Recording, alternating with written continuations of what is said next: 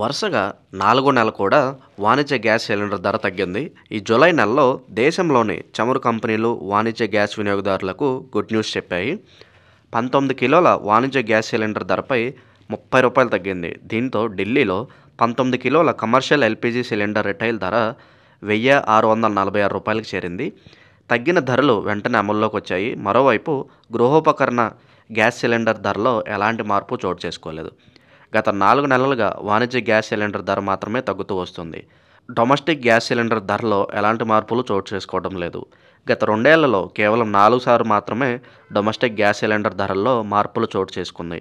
ప్రధాని నరేంద్ర మోడీ ప్రభుత్వం ఈ ఏడాది మార్చి 8న మహిళా దినోత్సవం సందర్భంగా దేశీయ ఎల్పీజీ సిలిండర్ ధరలను రూ. 100 తగ్గించింది. డొమెస్టిక్ ఎల్పీజీ సిలిండర్ రేటు తగ్గడం ఇదే చివరిసారి. అప్పటి నుంచి డొమెస్టిక్ సిలిండర్ ధరల్లో ఎలాంటి మార్పులు చోటు చేసుకోలేదు. తాజాగా వాణిజ్య గ్యాస్ ధర మాత్రమే తగ్గడంతో రోడ్ సైడ్ టిఫిన్ బండ్లు, రెస్టారెంట్లు, హోటళ్లు, దాబాలు వంటివి నిర్వహించేవారు ప్రయోజనం పొందుతారు.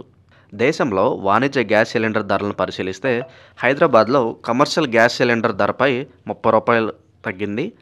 దీంతో గత నెలలో 19 కిలోల సిలిండర్ ధర రూ. 1903 కాగా ప్రస్తుతం రూ. 1882కి చేరింది.